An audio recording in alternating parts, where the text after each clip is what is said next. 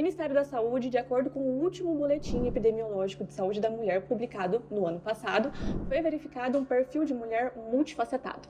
Nós somos a maioria a partir dos 35 anos, nossa expectativa de vida superou a idade masculina em 7 anos, 41% das mulheres apresentam ocupação e renda e 12% a mais de lares são chefiados pela figura feminina. E como se não bastasse, nós ainda somos cerca de 51,5% de toda a população. E se fosse apenas esses dados estatísticos que eu traria nessa manhã para vocês, estava maravilhoso. Mas não é bem assim. Cerca de 92,3% de todo o trabalho doméstico ainda é restrito à figura feminina, 60% das gestações são não planejadas, 3,5% das mulheres em idade reprodutiva não têm acesso a métodos contraceptivos. No último ano, cerca de 19,6% das mulheres relatam que sofreram algum tipo de violência e dessas, cerca de 16,5% notificaram, sendo a minoria pretas e de baixa renda. Em resumo, a gente vê um paradoxo. De um lado, as conquistas femininas e do outro, os desafios que ela enfrenta em relação à saúde, à desigualdade e à violência de gênero. Hoje, eu estou aqui com a doutora Isadora Amorim. Ela é médica, residente em saúde da família e comunidade e veio conversar um pouquinho com a gente sobre o cenário atual da saúde feminina no nosso quadro Referência a Tudo. Tudo bem, Isa? Oi, Nath, bom dia. Muito obrigada por ter me convidado hoje. Eu estou muito honrada com esse convite de participar do seu novo quadro. Eu acho que esse assunto é um assunto muito importante, muito pertinente. Tem muita coisa que a gente pode discutir para desconstruir todos os nossos mitos, todas as inferências culturais que a gente tem por aí. E eu acho que vai ser muito importante para a saúde da mulher como um todo. Que legal, Isa. E eu queria te falar assim, que eu admiro muito a sua especialidade. Inclusive, era um dos caminhos que eu pensava em seguir depois que eu finalizei a faculdade. Eu trabalhei um pouquinho na área de saúde da família e comunidade em Dourados. E é muito bacana o vínculo que a gente cria com os pacientes, né? Eu acho que até hoje eu tenho alguns pacientes que eu ainda converso. A gente realmente cria um laço muito bacana, né? Nath, eu sou suspeita, né? Eu amo muito a minha especialidade, eu sou bem apaixonada. E eu acho que realmente a saúde da mulher é um grande nicho que a gente trabalha dentro da medicina de família, né? Então, a maioria dos nossos pacientes são mulheres e hoje, atualmente, eu trabalho no SUS. Então, é uma variedade muito grande de mulheres, mas principalmente mulheres de rendas mais baixas, né? São socioeconomicamente prejudicadas. Então, é um perfil muito diferenciado, assim, e eu adoro trabalhar com essa população. E é uma área muito ampla, né? Muito. Legal. É muito ampla. Isa, e depois de 20 anos da Política Nacional de Saúde da Mulher, a gente ainda vê tanta disparidade em relação ao acesso para métodos contraceptivos. Como que você lida com isso no teu dia a dia? Nath, eu acho que a gente precisa, antes de falar sobre acesso a métodos contraceptivos, a gente precisa refletir sobre acesso à saúde primeiro, né? E é uma coisa que a gente discute muito dentro da minha especialidade também, assim, tanto o micro acesso dentro da unidade, como que esses pacientes chegam até lá, como que a gente chega até essas mulheres, né? Outros dispositivos de território, eu vou fazer uma visita domiciliar, ou eu vou marcar uma ação em território, como que vai ser isso, né? Desde até o macro acesso também, que envolve políticas públicas, né? Como que a gente vai pensar nesses métodos para essas mulheres. Certo. E além de pensar o acesso à saúde, acho que a gente precisa também pensar quem são essas mulheres, quais mulheres a gente está falando, né? É a mulher que é só mãe, ou são outras mulheres que a gente tem pelo território que geralmente são negligenciadas, né? Então, mulheres pretas, mulheres indígenas, mulheres lésbicas, bissexuais, transexuais, travestis. Quais são essas mulheres, né? Quais são essas pessoas com útero também é preciso ser pensado hoje. Então, esse é um dos desafios que a gente enfrenta dentro do consultório, dentro da comunidade, né?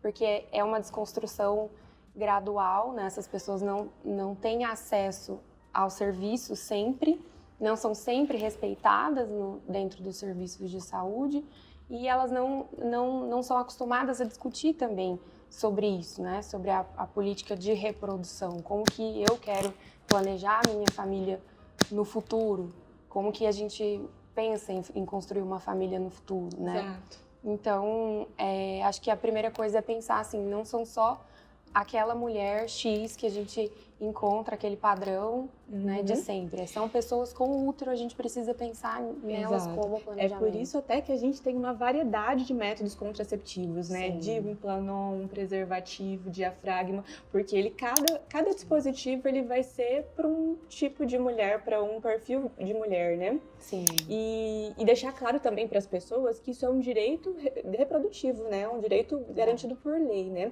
O que você vê de barreiras em relação ao acesso a esses métodos das mulheres hoje em dia? Bom, eu sou muito apaixonada no SUS, né? Claro que ele tem 1 milhão de gargalos e não dá pra gente passar pano para isso, né? Mas o SUS, ele oferece todos os métodos contraceptivos, então da laqueadura ao DIU de cobre, ao DIU Mirena, ao Implanon, todos os métodos são oferecidos. Entendi. Mas cada município tem a sua forma de acessar aquele método, né? Então, no município aqui de Campo Grande, que é onde a gente trabalha, a gente consegue com mais facilidade o DIU de cobre, né? Ele é bem disponível, ele é bem divulgado. A gente tenta fazer muitas ações, a gente tem muitos profissionais capacitados para colocar, muita janela de oportunidade para colocar. O que às vezes não é dessa forma também no interior, né? Exato, Acredito que a infraestrutura, o treinamento, né? A capacitação profissional é uma coisa muito relevante, né, nesse aspecto. Principalmente a capacitação, né? Exato. E eu acho que a capacitação ela também não envolve só você saber os passos de como colocar como fazer aquele procedimento, né? Eu acho que a capacitação envolve também o convencimento. Exato. Porque eu tenho a impressão, eu tenho essa impressão de que o DIU a gente precisa convencer as pessoas a colocar. É um método excelente, é um método de longa duração, é um método que causa pouquíssimos prejuízos na vida das mulheres, né? É um método que empodera, que te dá direito a planejar por muito tempo, mas que tem muito mito envolvido. Sim, muitos estigmas em relação à utilização, a forma com que ele funciona, né? Sim. Não apenas ele, mas também outros métodos também, né? A gente vê que a questão da informação é uma barreira muito grande de acesso ao paciente, né, para essa questão. Sim. Você vê alguma outra barreira também? Acho que algo importante para se falar sobre acesso ao método também é entender o porquê que a gente quer prevenir. Exato. Né? O porquê que a gente não quer que essas pessoas gestem, por que é importante para o Brasil que a gente pense nesse planejamento. Educação sexual propriamente dita, né? Sim. Você consegue ter um tempo para trabalhar isso com seus pacientes? Porque as difícil. pessoas às vezes têm uma visão muito deturbada do que significa a educação sexual, né? Às vezes elas têm uma ideia de que é ensinar a fazer sexo ou trabalhar matéria de pornografia, mas não, né? Isso na verdade ela tem a função de identificar essas vulnerabilidades, de prevenir em relação a ISTs, conversar bastante sobre planejamento familiar e métodos contraceptivos e, por que não, também estimular relações mais saudáveis, né? Sim. Isso é muito sensível, né? É uma pauta bem sensível mesmo, assim, da gente entender o porquê que elas querem, assim, como elas querem se planejar, como que elas vão querer executar isso, qual é o método que elas querem escolher e, geralmente, existe uma diferença de perfis, então eu vejo muitos pacientes que são uma população de mais baixa renda, né? Às vezes a gravidez, ela vem como uma forma de ascensão social também, de poder dentro daquela comunidade. Então ela deixa de ser filha e passa a ter a própria família, ou muitas mulheres que estão em situação de risco, em situação de violência, saem de casa, né? Com essa intenção, né? Saem por causa de uma gestação, por causa de uma nova família, então é um escape. Enquanto nas populações mais ricas, né?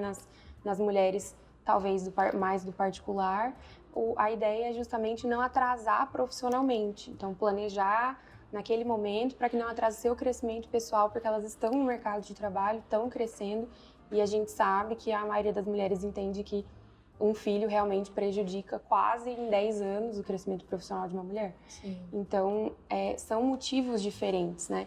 E a gente não pode também ignorar o fato de que as mulheres mais pobres não querem ter filhos, na maioria das vezes, porque financeiramente é inviável. É inviável criar um filho. Então, isso seria prejudicial para a família, não tem como garantir todos os direitos dessa criança, né? E a gente sabe que o Estado é uma violência de Estado também, né? Assim, só vai comparecer para retirar essas crianças dessa família, retirar a guarda, né? Ou às vezes as famílias encontram como única solução colocar para adoção. Então eu penso que o planejamento, assim, e o acesso, ele é uma coisa, um buraco muito mais embaixo do que a gente tá pensando, né? Às vezes a gente precisa individualizar, precisa ir em cada uma delas e pensar o que elas sabem sobre aquilo e etc. Mas a gente precisa pensar globalmente. Exato. A gente também precisa pensar como comunidade, né? Vamos entender um pouquinho agora sobre os grupos de métodos contraceptivos e descobrir, assim, mais ou menos qual seria o perfil ideal de mulher para cada um deles. Sim. Vamos começar com os métodos de barreira.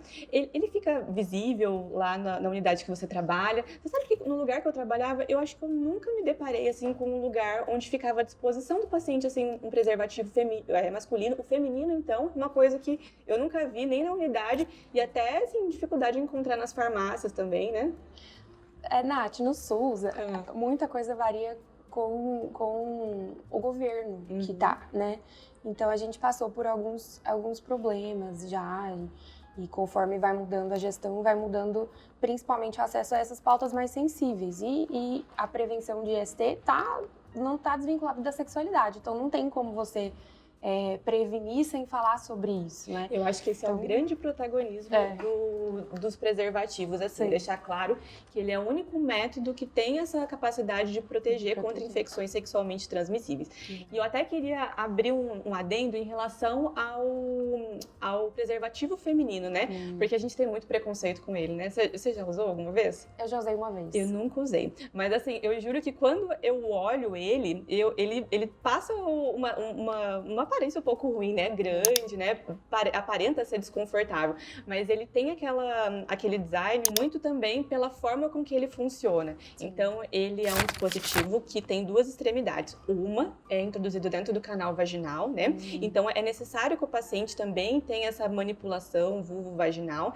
Ele pode ser inserido pré-sexo. Então, eu acho que esse é também um dos grandes benefícios desse método, que a gente não precisa depender do parceiro. Então, depender da outra pessoa tá responsável por um método de proteção e ele pode ficar até 8 horas em utilização. Então, a gente insere antes do date ou antes do encontro e a gente não tem esse problema de se preocupar ali no momento do ato sexual, né? Eu acho ele muito importante, assim, do ponto de vista de empoderamento feminino mesmo, assim, realmente isso que você comentou, de não depender do parceiro para colocar. A gente sabe que ainda é um tabu, né? O uso do preservativo masculino. Então, existe um mito aí de que vai ser melhor sem o preservativo, né? De que, enfim, o preservativo dá algum tipo de impotência, ou não vai ser o ideal, né? E a gente sabe, ou que não cabe, coisas desse tipo que a gente sabe que são mitos, né? E realmente, eu acho que isso é muito importante no preservativo feminino, que é justamente você se apoderar daquilo, né? Aquilo é seu, é uma proteção sua, você vai utilizar para se proteger e sem depender do parceiro. Então, ele é muito importante mesmo, mas ele é pouquíssimo divulgado. A gente até tem na unidade, a gente distribui, mas acaba que não existe muito esse espaço, sabe? Uma coisa que sumiu também das unidades nos últimos anos foi o lubrificante. Então, o SUS também distribui lubrificantes e tinha muito...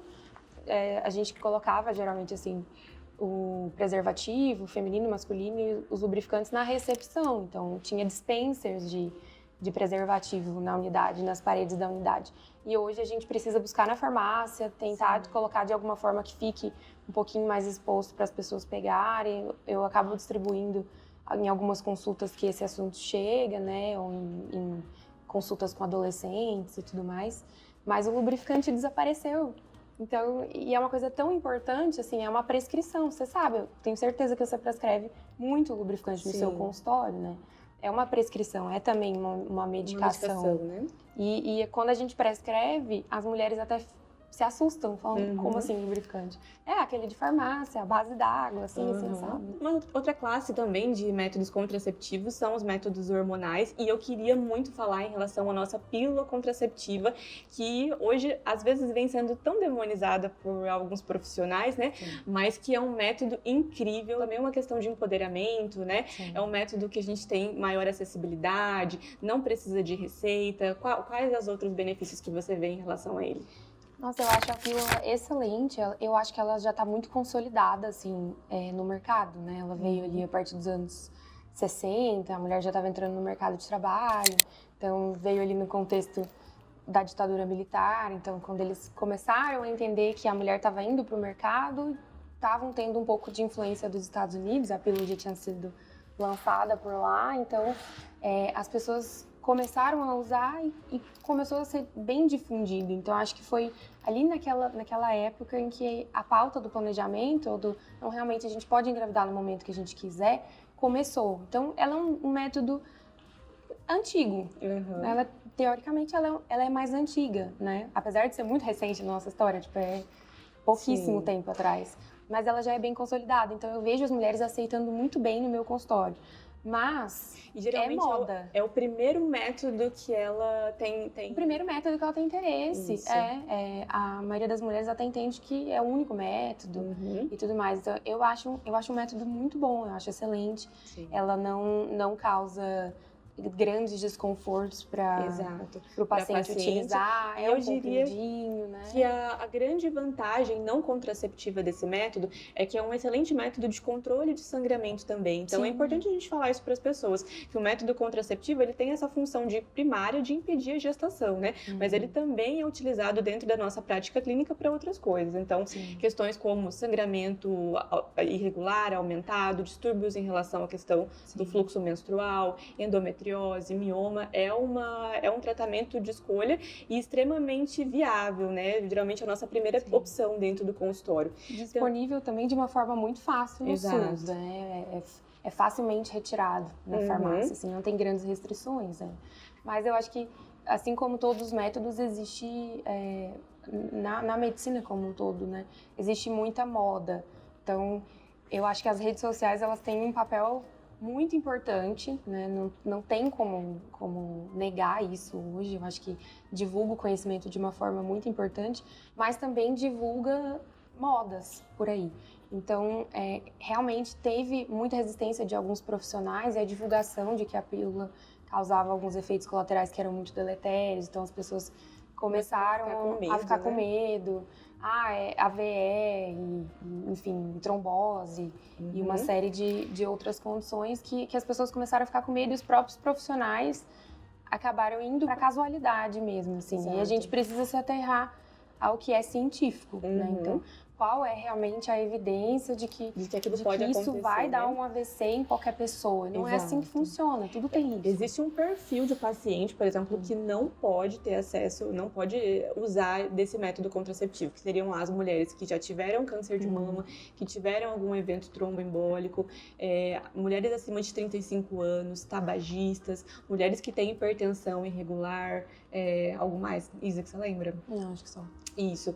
E aí, a essas pacientes, a pílula com estrogênio, ela tem contraindicações. Mas também a gente tem, hoje em dia, a pílula só à base de progesterona, né? Que atenderia todo esse público que não tem essa cobertura. Sim. Correto? Outros métodos hormonais, como o Implanon, outros menos usuais, até anel, adesivo, esses também estão disponíveis pelo SUS? O Implanon não, ele está disponível pelo SUS, né? A maioria dos métodos está mesmo disponível, mas a gente precisa enfrentar algumas barreiras e isso no SUS é uma grande questão, né? A própria barreira à liberação de medicações, de tratamentos, etc., que também é uma gestão municipal, né? Varia de município para município, mas aqui no município de Campo Grande a gente costuma ter algumas etapas para conseguir alguns métodos específicos, são métodos mais caros. Então, o DIU hormonal, o Mirena, né? E o Implanon são métodos disponíveis, mas para populações específicas. Entendi, então, não é para todos. Não é para todos, E geralmente estão disponíveis para as pessoas que testaram os outros métodos mais divulgados, não estão contentes, não se adaptaram, ou que exige que tenha alguma outra situação muito específica. Por exemplo, pessoas em situação de rua, né, que precisam, talvez, do Implanon vai ser um efeito um pouco melhor. Então, adolescentes depende. também? Adolescentes também, sim, adolescentes. E também existe ali a exigência de que eles passem por uma certa palestra, né, uma orientação, uma palestra. Pode ser dentro do consultório, pode ser no ambulatório também de planejamento familiar. Então, as pessoas precisam ouvir uma palestra sobre todos os métodos disponíveis, né, tanto a mulher como o parceiro, se não é uma exigência, pode ser solo também, né? mas é preciso que eles recebam essa orientação antes de passar para a próxima etapa de concluir o método. Então mas é moroso. Isso é uma barreira também de acesso, né? Porque eu acredito que, principalmente em relação ao adolescente, a gente perde um time muito importante, né? Porque às vezes é um paciente que já está em comportamento de risco, então se a gente depender de encaminhar ele para um setor, para ele receber um direcionamento, né? Era interessante a gente tentar trabalhar assim, outras possibilidades de facilitar o acesso daquele perfil do paciente. As redes sociais, você acha, e o acesso à informação que as pessoas têm hoje em dia em relação aos outros métodos, que era uma coisa que não era tão disponível antigamente. Você acha que facilitou também esse processo? Que hoje as pessoas têm mais acesso a esses métodos que não eram tão usuais anteriormente? Sim, com certeza. Eu acho que mesmo nos pacientes que não tiveram algum estudo formal, assim, na vida, elas chegam me perguntando assuntos, pautas que estão muito atuais. Tipo, e o DIU de prata, e o mini DIU, e como que mas não aumenta a cólica, não aumenta o sangramento, que são coisas que vão vindo de agora, assim, são informações que estão chegando, efeitos colaterais que as pessoas estão sabendo, que eu acredito que seja atribuído às redes sociais mesmo. E se tem um assunto também muito interessante quando a gente conversa sobre DIU, é os estigmas, as percepções que as pessoas adquirem, né, da internet, fake news sobre esses dispositivos também, né? Você já tem alguma clássica assim que você sempre ouve? Que o DIU vai aumentar a cólica. Que ele é abortivo. Que ele é abortivo. Sim, muito. Que mais? É que quando eu retirar o DIU, não vou conseguir engravidar. O DIU também. O bebê que nasceu com o DIU na mão. Assim, é engraçado que as mulheres, elas realmente chegam com esse dado de que, eu quero tomar pílula, ou quero tomar um injetável mensal ou trimestral, porque o DIU não é confiável. Minha vizinha engravidou usando o DIU.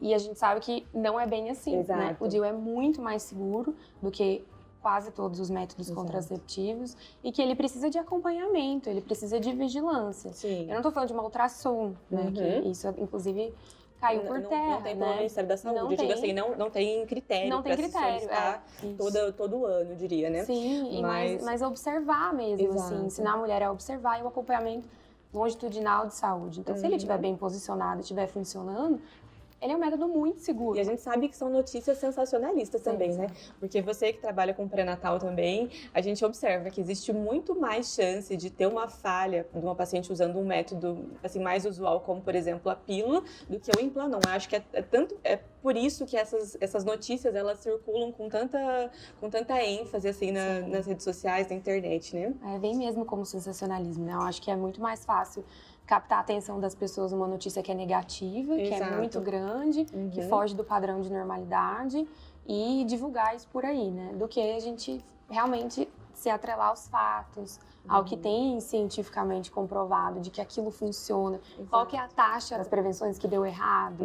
Qual que é a realidade disso? Né? Até em relação aos efeitos colaterais que essa mulher vai cursar também. Então, por exemplo, uma dúvida muito grande que as mulheres têm é a diferença do DIU de cobre com o DIU de prata com cobre. Então, o DIU de prata com cobre, ele foi criado com a expectativa de que ele melhorasse os sintomas da paciente em relação ao que faz a descontinuidade do método, que seria a cólica e o sangramento. E aí as pesquisas que foram saindo em relação ao comparativo desses dois, eles verificaram que, na verdade, ele não tinha essa redução, que era muito mais um marketing em relação àquele método. A única coisa que ele foi superior em relação ao método do DIU de prata convencional é que ele diminui uma complicação muito rara que acontece, que é em relação à corrosão do cobre mesmo, e aumenta o tempo de duração do dispositivo. Acho que, na verdade, teve um estudo recentemente que verificou que ele realmente melhorava um pouquinho os sintomas, mas como a gente sabe, um estudo ele não é suficiente, né? A gente precisa ter vários outros estudos para fazer uma confirmação em relação a uma evidência hoje dentro da medicina, né? Ele é muito novo, né? As coisas que são muito novas realmente exigem um pouco mais de prática, um pouco mais de estudo naquilo. Mas eu acredito, o DIU de cobre, para mim, ele é... Foi o meu método por muito tempo, adorava. Eu sou muito fã. É o método que eu uso também. Eu me adaptei muito bem, assim, a maioria das minhas pacientes também se adapta muito bem, mas eu sinto essa necessidade de, parece que eu tenho que passar a palavra do DIU lá dentro. Eu sou quase uma... Exato, parece que a gente tem uma defensora do método, sabe? Porque, assim, do ponto de vista populacional, ele é muito importante. Tipo, ele previne uma gravidez em 10 anos, né? Então, ele tem um efeito reversível. Né? A paciente pode tirar no momento que ela quiser, né? Sim, eu acho um método barato. Exato, com pouquíssimas assim, complicações, embora a gente ouça falar dessas questões de sangramento, de cólica, mas a gente sabe que a maioria das pacientes se adapta bem ao dispositivo e que ele, na verdade, passa por um período de adaptação ali no começo, que a gente tem que munir ela de informação, que isso às vezes pode acontecer, mas que com o tempo a maioria das pacientes acaba melhorando, né? Sim, eu enfrento também muito medo em relação à colocação, né? Ao momento da colocação. É um tabu. Então, é um tabu bem grande, nem todas as mulheres vão sentir dor. Não é um procedimento isento de desconforto, a gente sabe, até porque não tem como ser desconfortável a colocação de algo dentro de você, é muito invasivo, sim. Mas a gente tenta esclarecer ao máximo, principalmente ali dentro do consultório, eu foco muito na anatomia, explico, mostro fotinha de como que funciona, como que vai ser inserido, para que elas fiquem com menos medo ali no momento. Mas eu acho que também existe aí não só uma diferença socioeconômica e educacional entre as nossas pacientes, né? Mas também uma restrição de tocar ou conhecer o próprio corpo. Exato. Então, eu tive uma paciente que no pré-natal, já nas últimas semanas, ela me perguntou se o neném ia sair pelo mesmo buraquinho do xixi ou não. E isso é muito triste, porque não era uma paciente que não tinha tido acesso à educação formal. Era uma paciente que tinha estudado, ela tinha um curso superior, mas era uma paciente que tinha uma restrição ao toque do próprio corpo. Então, a gente sabe que isso é um tabu muito grande também, né? De se conhecer, de se tocar, de entender como que funciona, né? O funcionamento, a anatomia do nosso corpo. Então, a gente vê métodos, assim, que estão entrando na fama por aí, que também pelas redes sociais ou por algumas blogueiras, que são métodos pouquíssimo eficazes para prevenir uma gravidez e são métodos excelentes para se conhecer, né? Então, o método do muco cervical, da temperatura, que são esses métodos mais naturebas, né? Esses então, métodos em específico, a paciente tem que ter um controle grande do ciclo menstrual, entender muito sobre as fases dele, questões relacionadas à menstruação, o entendimento de anatomia muito grande, né? Eu falo assim que esses métodos são métodos interessantes, né, para vários perfis de paciente, mas a paciente é importante que ela converse com um profissional, né, para entender um pouquinho se aquilo lá realmente é para ela e até identificar outras situações que podem promover assim alguma confusão em relação ao modo que ele funciona, né? E entender se é realmente esse tipo de segurança que ela quer, né? Então, não é um método altamente eficaz, então acidentes podem acontecer, né? Então, dentro dessa escolha, é nossa responsabilidade como profissionais passar para ela quais são as consequências desse método, o que pode dar errado, o que pode não dar errado, né? Mas também ela precisa escolher em conjunto, se ela está aceitando também as condições caso dê errado, né? Nada é 100%, né? Na medicina e no amor, nem sempre, nem nunca. Exato. Então... Eu tenho uma frase que eu costumo usar com as pacientes, que método contraceptivo é igual namorado. Às vezes a gente não vai acertar de primeira, né? A gente tem que ir experimentando um ou outro, e aí a gente vai encontrar um que se adequa melhor ao nosso perfil. E os métodos cirúrgicos, Isa? Como que isso é o acesso na rede pública? Então, agora deu uma facilitada, né? Recentemente mudaram os critérios. Mudaram os critérios, sim. E isso é excelente, assim, porque para a gente falar da laqueadura também, a gente está falando sobre direitos reprodutivos. E a gente está falando sobre economia reprodutiva, né? Economia produtiva, reprodutiva. Então, a mulher hoje, ela pensa muito, principalmente depois que ela tem dois filhos, constitui a sua prole, de que ela não quer mais mesmo ter filho, de que ela quer um método irreversível para isso. Então, no meu consultório, eu tenho mais que é desejo, que é outro tabu também, da reversibilidade, né? E de que é super eficaz. Exato. As pacientes, elas vêm com essa mentalidade de que é um método que elas vão ter e nunca mais vão ter uma gestação na vida, quando na verdade a gente sabe que o Implanon, que o Diumirena, eles são métodos muito mais eficazes, né? Eu costumo falar isso no consultório. E que tem certeza que você quer fazer isso? É uma cirurgia abdominal. A gente vai ter que abrir a sua barriga. Tem riscos, né? A gente vai precisar fazer um risco cirúrgico. Você vai tomar anestesia, vai abrir sua barriga para poder fazer isso. Não é o método mais eficaz. O DIU é mais eficaz do que a laqueadura. Tem certeza que você quer esse método? Né? E é difícil você também não induzir, né? a escolha daquela paciente, né? E eu vejo que essa escolha também, ela vem muito do parceiro.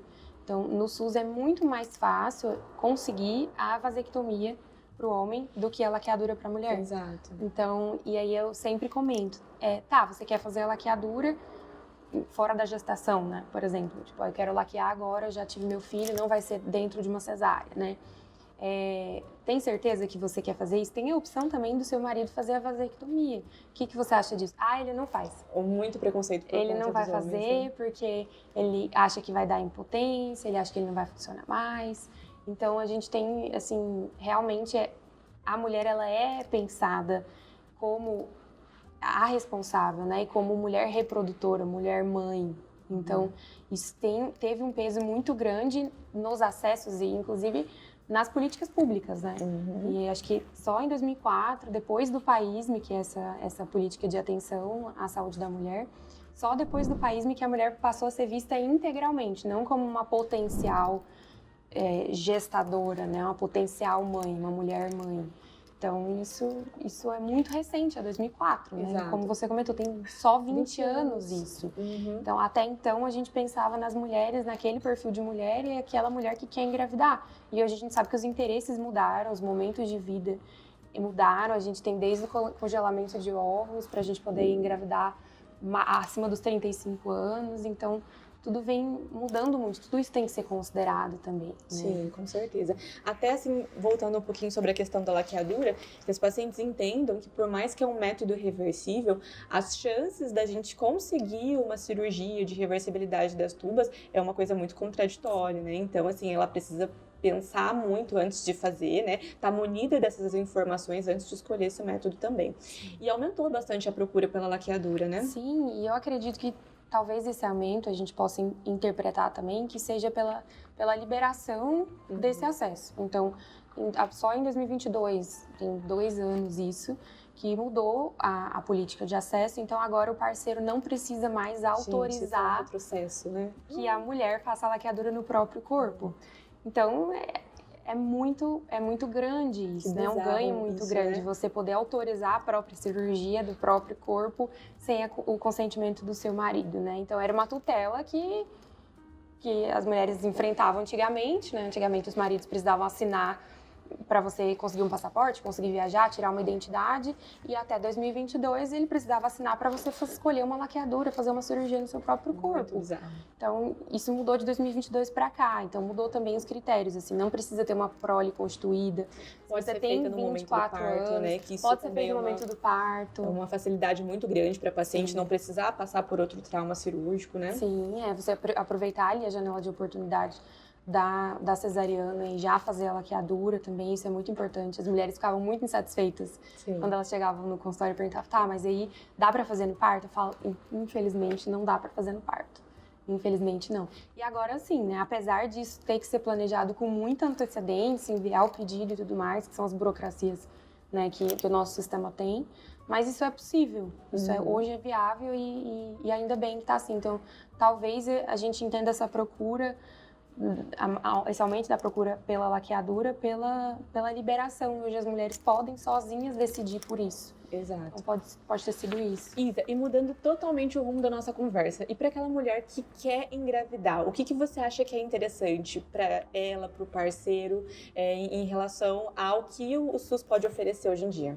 Hoje, aqui no município, a gente tem um ambulatório de infertilidade. A gente consegue enviar esses pacientes para lá. A gente costuma discutir, né, sobre esses motivos e tudo mais. A gente tem mulheres cada vez mais maduras querendo engravidar. E eu costumo discutir no consultório sobre esses motivos, né? O porquê eles querem isso, como que o casal pensa nisso na paternidade e na maternidade, como eles estão se preparando para isso, né? E se eles querem realmente ou não fazer as fertilizações. Então, a gente sabe que tem formas naturais e formas não tão naturais assim. Do parceiro também nesse processo, como é importante, né? Inclusive, isso é muito raro, né, assim, no meu consultório. Eles vão? Não, a maioria não. Eu tenho alguns pais muito fiéis que vão em toda a consulta de pré-natal e tem pais que eu nunca conheci. E a maioria são mães solo. Então, imagina, não estão no planejamento, nem no pré-parto, nem no pós-parto, nem no puerpério da mulher. Então, envolve também isso, né? E é muito importante que eu tenha esses pais que são muito fiéis, que vão no consultório junto, e eles estão super envolvidos no planejamento, no cuidado. Então, isso é uma coisa que está mudando e que a gente precisa trazer também para eles, né? Trazer isso para o consultório. E como que está sendo, sei lá, no puerpério, por exemplo, como que está sendo o cuidado com a neném, né? Tá tudo bem, eu tô sobrecarregada, vocês estão dividindo as tarefas, estão conseguindo dividir, como que tá sendo, né? Então, essa discussão da fertilidade e da infertilidade, ela vem, se o casal tá disposto a isso, ele tá disposto à parentalidade, que é algo que é completamente diferente, né? De desejar um bebê e de realmente ele no pós-nascimento. Então, a gente também precisa conversar sobre isso, né? Uma coisa importante que eu acho, Isa, é munir essas pacientes também do ponto de vista psicológico, né? Sim. Existe no SUS algum setor que ajuda, que faz algum tipo de auxílio?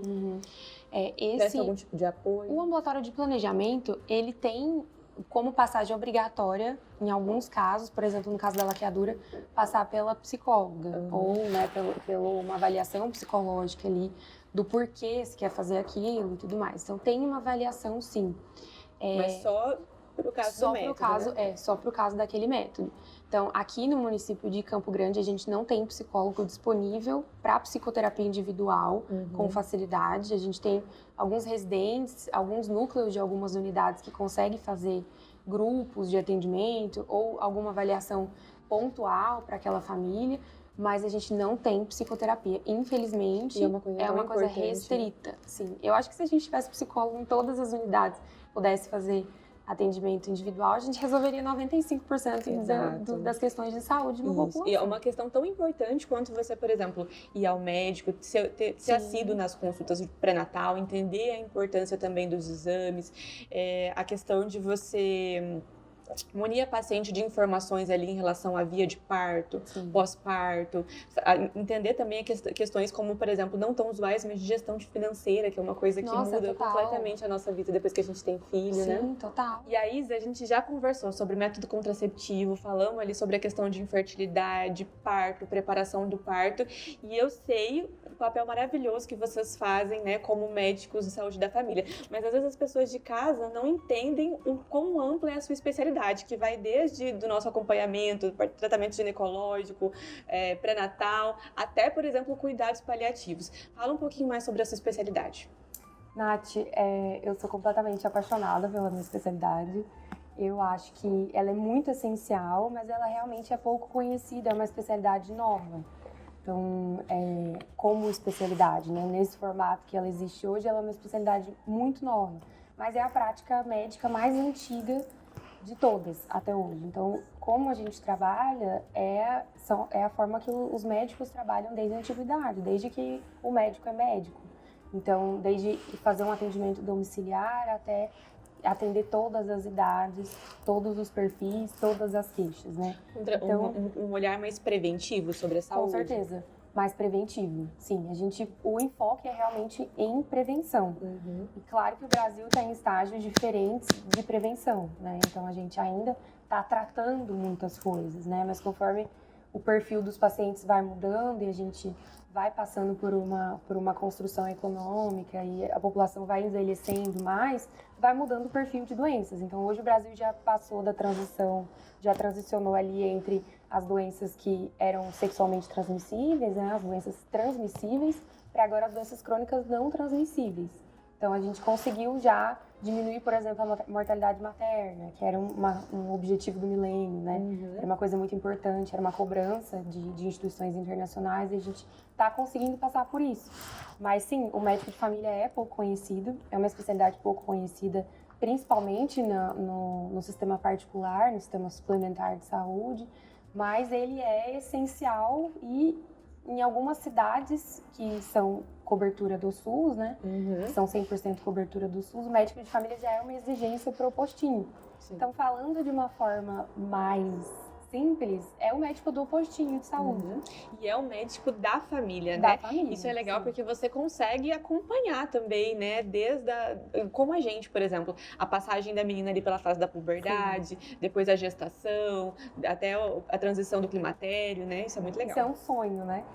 De quem se forma em medicina de família, realmente o grande sonho é passar tanto tempo num território, tanto tempo naquelas famílias, que a gente consiga acompanhar os ciclos de vida mesmo dela.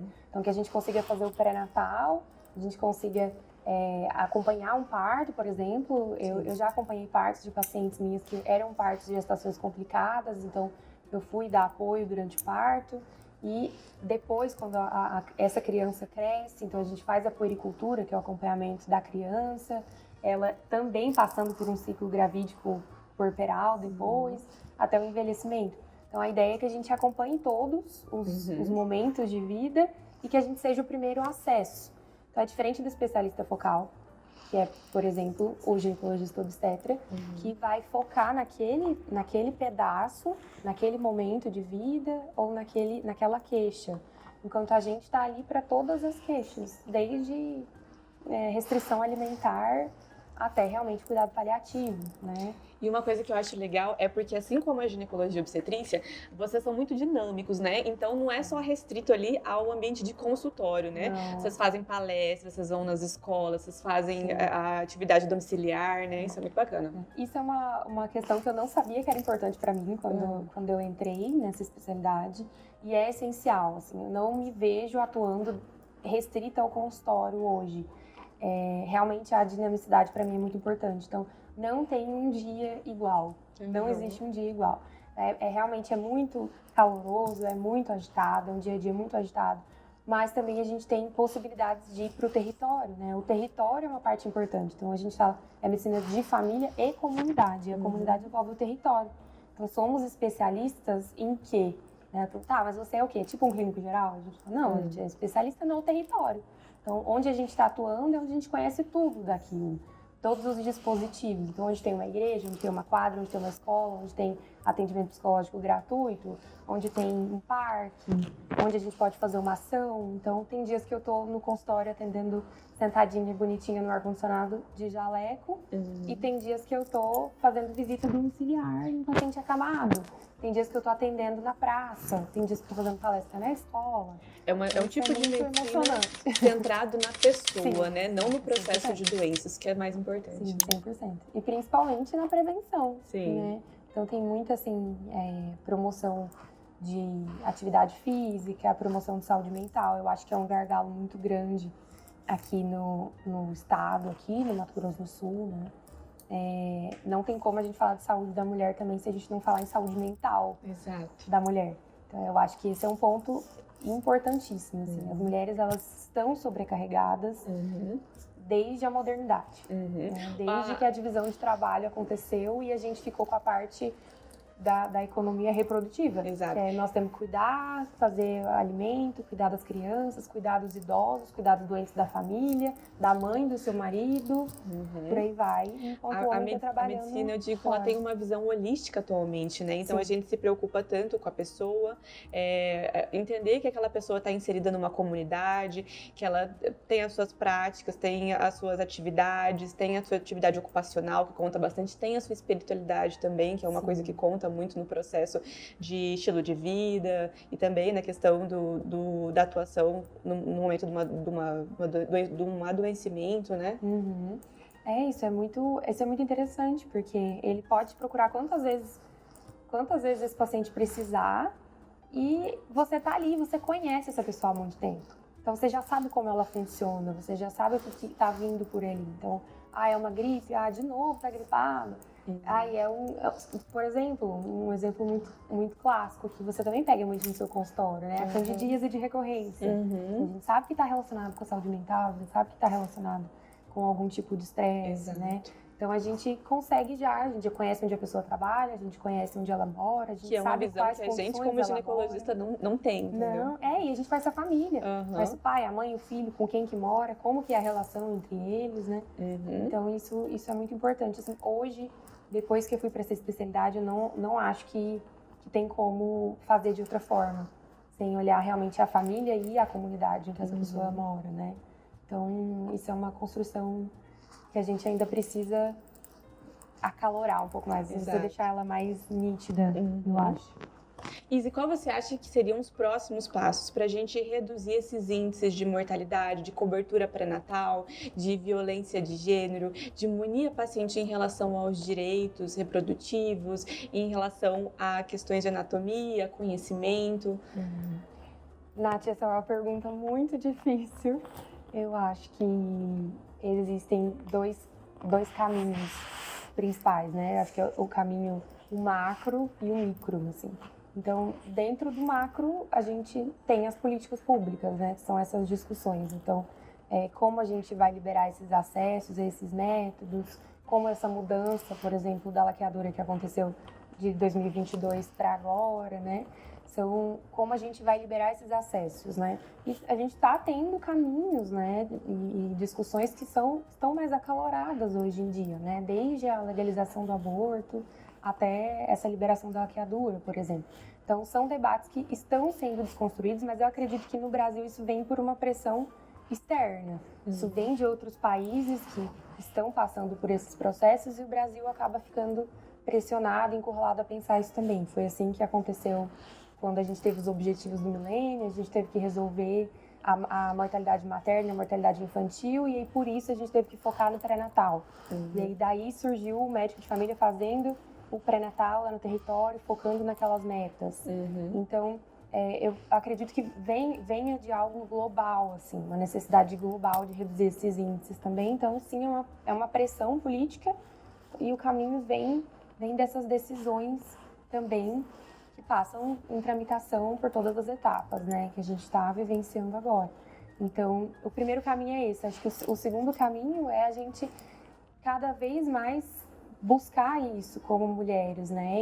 E mulheres ajudando mulheres. Exato. E a gente abrindo esse debate, e a gente puxando como um trabalho de formiguinha dentro do consultório mesmo, e mostrando para essa mulher que ela tem sim o direito de escolher se ela quer ou não ter um filho, né? Ela tem o direito de sair de uma relação de violência, ela tem uma rede de apoio, ela encontra essa rede de apoio também na justiça, no Estado, outras formas que ela pode sair disso. Também. Sim, isso é muito micro, né? Na esfera individual mesmo, assim.